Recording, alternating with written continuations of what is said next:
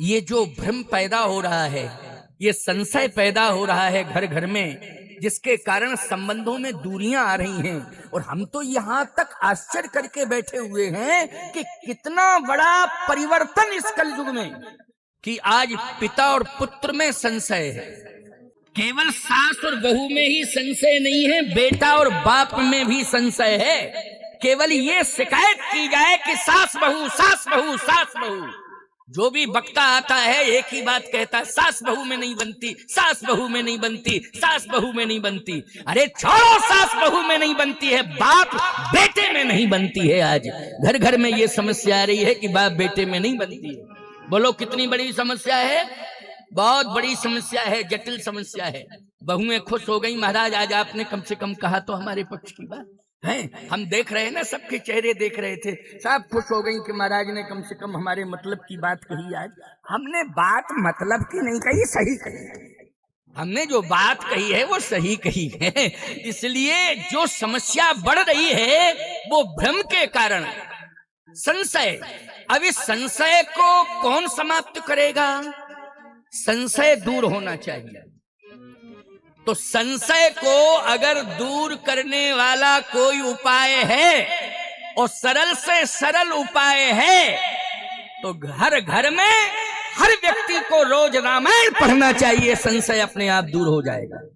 बोलो सबसे सरल उपाय बताया कि नहीं? अगर हम ये कह देते कि संशय दूर करना है, हर घर का संशय दूर हो जाए, तो एक ही उपाय है कि हर घर में हमें बुलाओ, दक्षिणा दो, संशय दूर हो जाएगा। बहुत गड़बड़ी मानी जाएगी कि महाराज को बुलाएं, दक्षिणा दें, तब हमारा संशय दूर होगा। नहीं नहीं नहीं, हम अपनी बात कहते तो हमारी बात तुम बिल्कुल नहीं सुनते और न सुनना चाहिए, लेकिन रामायण की बात अगर हम कह रहे हैं तो तुम्हें मानना पड़ेगा, सुनना पड़ेगा, इस पर चलना पड़ेगा। केवल मैं माध्यम बना हूं, लेकिन ये ग्रंथ ही सबसे बड़ा प्रमाण है और ये भगवान शिव की वाणी है। समझ में आ रही है बात कि नहीं आ रही है भाई? है ना? समझ में क्यों नहीं आएगी? इतनी दूर से आया हूं समझाने के लिए और फिर भी समझ में नहीं आए तो फिर क्या मतलब है? अरपा नदी में चला जाऊं? कौन नदी है? कौन नदी है? सुख नहीं, सुख नहीं सुख नहीं नदी में चला जाऊं क्या? कूद जाऊं? बोलो जब इतनी दूर से चल के आया हूं, समझाने की कोशिश कर रहा हूं, तो क्यों नहीं आएगा समझ में? समझ में आएगा, समझना पड़ेगा। और आज नहीं तो कल समझ में आएगा, और कल नहीं तो परसों, नहीं बरसों में आ ही जाएगा, है नहीं? लेकिन समझ में तो आ ही जाएगा, इसमें कोई संशय नहीं। बड़ी बढ़िया बात है, इस बात को सुनो, बहुत महत्वपूर्ण बात बता रहा हूं। संशय दूर कैसे होगा? ये संशय की जो बीमारी घर घर में है, ये संशय की बीमारी कैसे दूर होगी? इसे दूर करने के लिए कोई पाठशाला बनी है क्या कि जिस पाठशाला में एडमिशन दे दिया जाए और वो पाठशाला संशय समाप्त कर देना? शिक्षा की क्रांति में आपको पाठशाला सर्टिफिकेट दे करके नौकरी दिला सकती है वो पाठशाला, क्यों भाई? लेकिन संशय दूर कर दे ये कोई गारंटी नहीं है, ये कोई गारंटी नहीं है। एक बात बता दें, बीमारियां बहुत हैं, नए नए प्रकार की बीमारियां आ रही हैं। मैं कह सकता हूं कि बीमारियों को दूर करने के लिए अस्पताल जाना पड़ेगा, जांच होगी, जांच के अनुसार डॉक्टर उपचार करेगा, औषधियां देगा, बीमारी दूर होगी। लेकिन कोई ऐसा हॉस्पिटल बताओ कि संशय की बीमारी को कोई दवा दूर कर दे या कोई डॉक्टर दूर कर दे, बोलो? या कोई मशीन जांच करके ये बता दे कि ये संशय जो है ऐसे इस दवा के डोज से दूर होगा? नहीं नहीं, बिल्कुल नहीं। मैं नहीं मान सकता हूं इस बात को। डिप्रेशन में लोग चले जाते हैं, उसकी दवा होती है, इलाज होता है, लेकिन संशय इसको दूर करने के लिए प्यारे, अगर संसार में कोई पाठशाला है या कोई स्थान है या कोई समाधान है तो वो धर्म सभा है, रामचरितमानस की राम कथा है। सुन करके ही संशय दूर किया जा सकता है।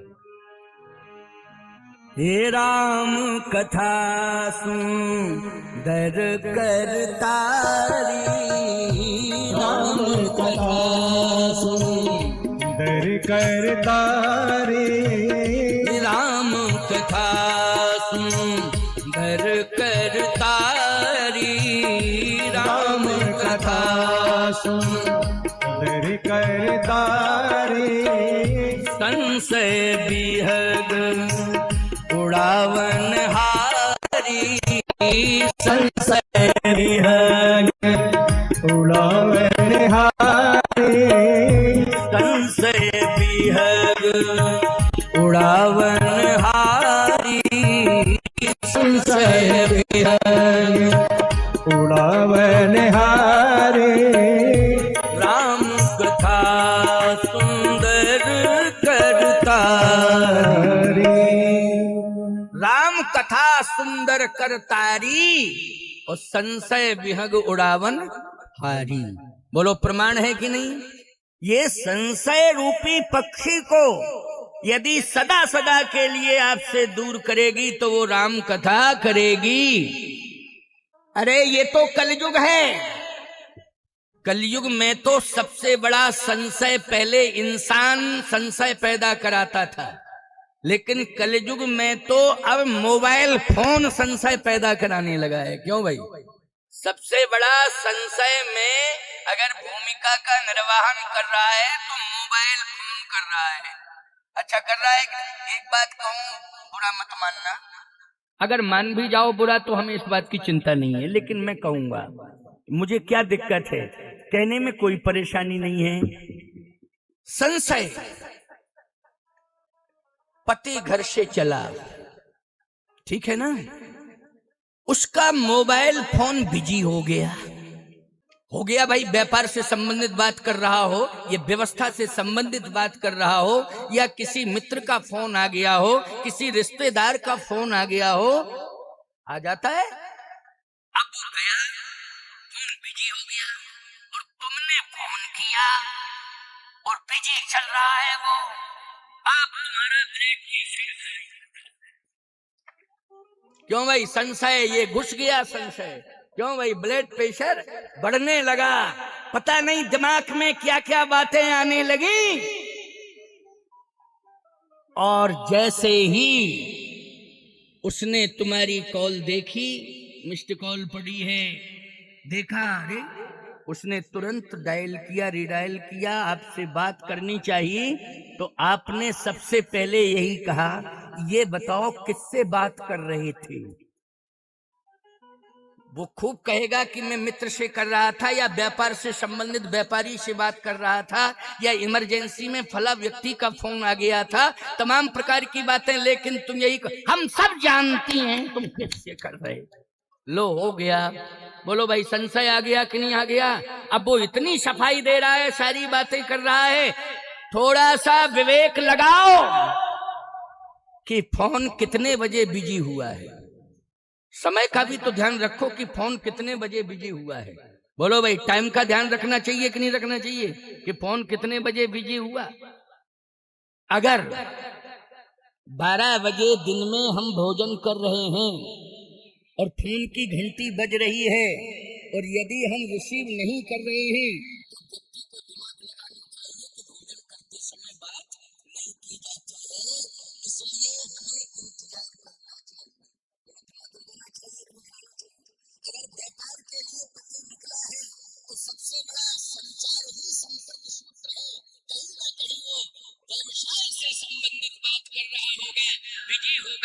निश्चित रूप से थोड़ा सा हमें इंतजार करना है, और पति के मस्तिष्क को हमें पूरी तरह से प्रसन्न करना है। अगर कहीं हमने किसी भी प्रकार की कोई शंका उसके मस्तिष्क में भर दी तो याद रखना, व्यापार प्रभावित हो जाएगा और शरीर भी प्रभावित हो सकता है कि नहीं। अब आइए, एक पक्षी बात नहीं, तुम लोग सुन लो। हाँ, एक पक्षी बात नहीं होगी, हाँ तुम लोग भी सुन लो। जीवन में पत्नी को सारथी समझना चाहिए।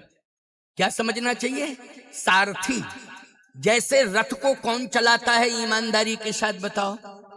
राजा बैठता है लेकिन सारथी चलाता है। बोलो चलाता है कि नहीं? कि राजा बैठ करके ही रथ को चलाने लगता है खुद?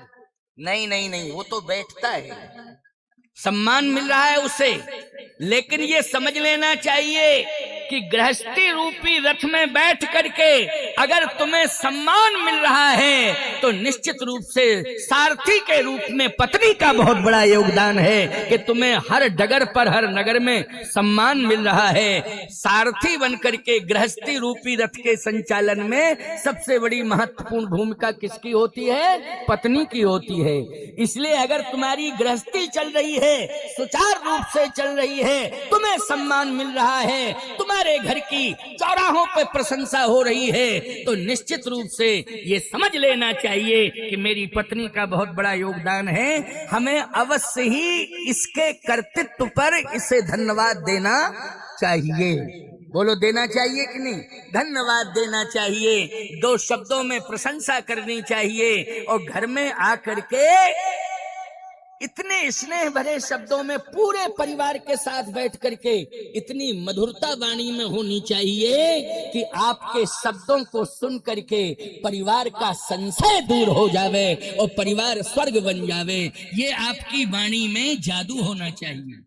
और ये वाणी की मधुरता कहां से मिलेगी? जब रामायण पढ़ोगे और रामायण पर चलोगे तो वाणी में मधुरता आ जाएगी। क्या आ जाएगी? छेऊ शास्त्र सब ग्रंथन को रस। बोलो भाई, रस पीने से मधुरता आती है कि नहीं आती है? और याद रखना, खट्टा रस नहीं पिया जाता है, रस पिया जाता है तो मीठा ही पिया जाता है। बोलो पिया जाता है कि नहीं पिया जाता है? हाँ, ये बात अलग है कि तुम डायबिटिक हो तो करेला तो वो रस नहीं है, वो तो जूस ही है, उसको रस नहीं कहते। क्यों भाई? उसको कहे का वो रस है? वो रस है क्या? हाँ, वो किसी तरह से उसका तत्व निकाल करके पी लिया जाता है। वो एक औषधि के रूप में है। बोलो किस रूप में है? करेले का तत्व निकाल करके पी लिया आपने, वो एक औषधि है। बोलो क्या है?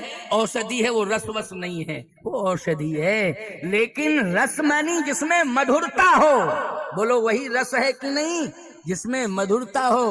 अगर मौसमी खट्टी होती है तो रस नहीं निकाला जाता है उसका, निकाला जाता है क्या? नहीं, मीठी मौसमी होना चाहिए, मीठा संतरा होना चाहिए, मीठा आम होना चाहिए। आम भी कई प्रकार का, खट्टा आम, मीठा आम। बोलो जूस किस आम का निकाला जाता है? जल्दी बोलो। आपको आम का? अब कच्चा हो खट्टा हो दे दो किसी को तो बोलो कोई पिएगा। आम भी बर्बाद और किसी काम का नहीं, आम ही बेकार हो गया, वो बर्बाद हो गया। मीठा आम, उसी से रस निकाला जाता है, उसी रस को पिया जाता है क्योंकि उसमें मधुरता होती है। अनार का रस मीठा होता है, उसमें मधुरता होती है, उसे पिया जाता है। जितने मीठे फल होते हैं उन्हीं का रस निकाला जाता है, वही रस पीने योग्य होता है। ठीक इसी प्रकार से रामायण को पढ़ने से ये कर्णेंद्रिय के द्वारा जो रस तुम्हारे अंदर जा रहा है, इससे तुम्हारी रचना में मधुरता आएगी। क्या आएगी? मधुरता आएगी। और याद रखना, शब्द की मधुरता से हृदय परिवर्तन हो जाता है। बोलो शब्द की मधुरता में जादू है, हृदय परिवर्तन हो जाता है। आपको एक बात बतावें, रामायण को जो सुनते हैं पढ़ते हैं उनके स्वभाव में परिवर्तन हो जाता है। कैसा स्वभाव होता है? जब रामायण नहीं पढ़ते हो तो स्वभाव कुछ और है, और रामायण पढ़ने लगोगे, सुनने लगोगे, सभी से कह रहा हूं, अबाल वृद्ध नर नारियों से, रामायण सुनोगे, रामायण पढ़ोगे तो तुम्हारा स्वभाव भी बदल जाएगा, शब्दों में मधुरता आ जाएगी, रोम रोम में शिष्टाचार आ जाएगा, तुम्हारा जीवन संस्कारों से भर जाएगा। ये रामायण पढ़ने का परिणाम है जो मैं सुना रहा हूं। ऐसे तुमने बनाया भोजन और इन्होंने पाया। अब हो सकता है कि धोखे से डबल नमक गिर गया उसमें, नमक डबल पहले भी डाल दिया और ध्यान नहीं रहा तो बाद में भी डाल दिया। ध्यान की बात है, नहीं रहा ध्यान। अच्छा एक बात बताओ, ज्यादा नमक डलने से खारापन आ जाएगा कि नहीं? भोजन का स्वाद भी बिगड़ जाएगा। पति पत्नी के प्रेम की बात कर रहा हूं। देखो भाई, संतुलन बनाओ, पारिवारिक संतुलन बना करके चलो। अब तुमने जैसे ही अब मेहनत से बनाया तुमने भोजन, अब ये भूखे ज्यादा हैं। अब इन्होंने जैसे ही एक ग्रास मुख पर रखा, उसमें नमक ज्यादा था। यदि तुमने रामायण पढ़ी होगी तो याद रखना, आंखों में क्रोध नहीं आएगा, तुम्हारी भौएं नहीं तनेंगी, तुम्हारी जिह्वा क्रोध में लपलपाएगी नहीं, बल्कि तुम मंद मंद मुस्कुराओगे। समझ गए हो कि नहीं? रामायण का ये असर होगा। मुस्कुराओगे तो तुम कहोगी भोजन अच्छा लग रहा है, तो तुम यही कहोगे हाँ अच्छा लग रहा है, लेकिन आज एक अनुभव हो गया तुम्हारे भोजन को ग्रहण करने से। क्या? और सब मामलों में तुम कंजूस हो, नमक डालने में बड़ी उदार। क्यों भाई? तो मुस्कुरा जाओगी कि नहीं मुस्कुरा जाओगी? तुम भी प्रसन्न हो जाओगी, हंस जाओगी कि नहीं? नहीं। और दूसरे दिन से ध्यान रहेगा कि नहीं रहेगा? ध्यान। कोई परिवर्तन किया जाए, परिवर्तन करने का संकल्प उसी समय तुम ले लोगी। बोलो, संशय दूर हो जाएगा कि नहीं? इसलिए वाणी एक अमोल है, जो कोई बोले जान। वाणी को संभाल करके बोलना चाहिए। और वाणी का स्वर कब संभलेगा? जब हम रामायण को सुनेंगे और रामायण को पढ़ेंगे और रामायण पर चलेंगे। इसलिए राम कथा है। तभी तो गोस्वामी जी ने कहा है, राम कथा राम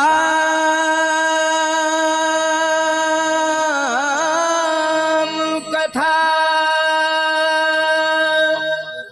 सुंदर करतारी,